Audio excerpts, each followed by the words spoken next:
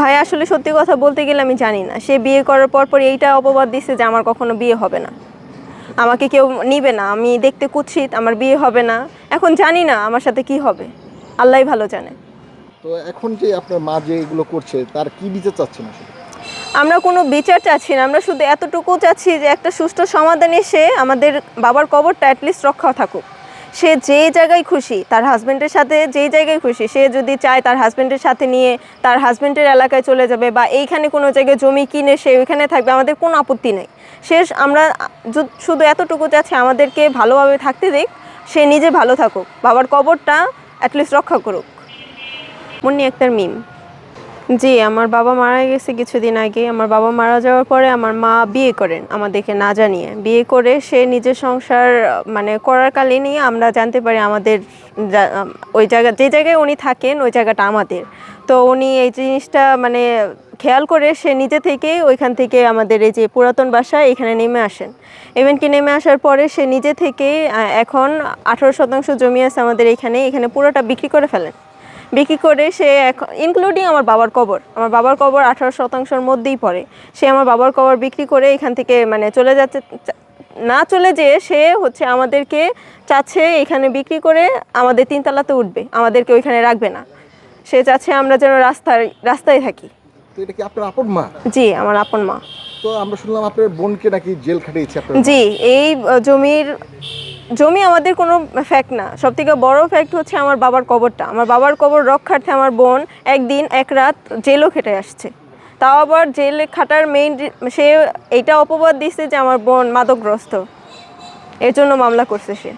আচ্ছা আচ্ছা আচ্ছা। আপনার মাই মামলা করছে? জি, আমার মা। এই বোনকে যখন গ্রেফতার করা হয়েছে পুলিশ কি কিছু পেয়েছিল কিনা মাদকটা? না, একদমই না, কোনো কিছুই পাই নাই। তো আমরা জানতে পারলাম যে আপনার মা নাকি নতুন করে বিয়ে করেছে। জি, আমার মা বিয়ে সেই করেছে। বিষয়টা যদি বলতেন আসলে। আমার মা বিয়ে করেছে মানে আমার মা 52 বছরের একজন মহিলা, অ্যান্ড সে বিয়ে করেছে 26 বছরের একজন ছেলে, যে আমার থেকে বেশি বড় হবে না, আমার বোনের থেকে প্রায় 6 থেকে 7 বছরের ছোট হবে। আপনার বয়স কত? 22 বছর। আপনার তো এখনো বিবাহ না না, আমার বিয়ে। তো এই যে আপনাদের এই ভরণ পোষণের দায়িত্ব আসলে কে নিচ্ছে? সম্পূর্ণ ভরণ পোষণের দায়িত্ব আমার ছোট ভাই, আমার সম্পূর্ণ দায়িত্ব আমার বড় বোনের হাজবেন্ড নিচ্ছে, সব কিছু দায়িত্ব নিচ্ছে। আচ্ছা, তো এই যে আপনার মা এরকম কেন করলো আসলে? তার স্বামীর কবর সে বিক্রি করে দিল, এটা কি একজন স্ত্রী পারে তার স্বামীর কবর বিক্রি করে দিতে? আসলে আমরা জানি না, মানে সে বিয়ে করছে তখন আমাদেরকে জানাই নাই, সে না জানিয়ে আমাদেরকে বিয়ে করছে, আমরা 1 সপ্তাহ পরে জানতে পারছি। আসলে সে বিয়ে করে কি চাচ্ছে সে নিজেও হয়তো মানে বুঝতে পারতেছে না আসলে সে কি রেখে কি করবে। সে যেহেতু আমার বাবার কবরটা বিক্রি করে ফেলছে, সেই জায়গায় আমার কিছু বলারই নাই। আচ্ছা আচ্ছা। তো এখন আপনি কি চাচ্ছেন আসলে বোন? এখন আমরা আপাতত চাচ্ছি যে অ্যাটলিস্ট সে জমি বিক্রি করে ফেলছে, সে যে জায়গা খুশি, তার হাজব্যান্ডকে নিয়ে যেই জায়গায় খুশি সে থাকুক, বাট আমার বাবার কবরটা আমরা রক্ষা করতে চাচ্ছি। আমরা চাচ্ছি আমার বাবার কবরটা যেন অ্যাটলিস্ট এই জায়গায়ই থাকে, আমরা যেন এই জায়গায় তার কবরটা রাখতে পারি। মানে কবরটা ফেরত চাচ্ছেন নাকি? জি, কবরটা ফেরত চাচ্ছি। তো আপনি যে প্রশাসনের কাছে কিছু বলার আছে আপনার? প্রশাসনের কাছে একটাই মানে চাওয়া, আমাদের একটা সুষ্ঠু ন্যায় বিচার করেন। আমরা মানে আর নিতে পারতেছি না, প্রায় 2 থেকে 2.5 বছরের এই ঝামেলাগুলো আর নিতে পারতেছি না। শেষে আইসা আমরা এই যে এইভাবে মানে চেষ্টা করতেছি যেন প্রশাসন জানতে পারে, বুঝতে পারে।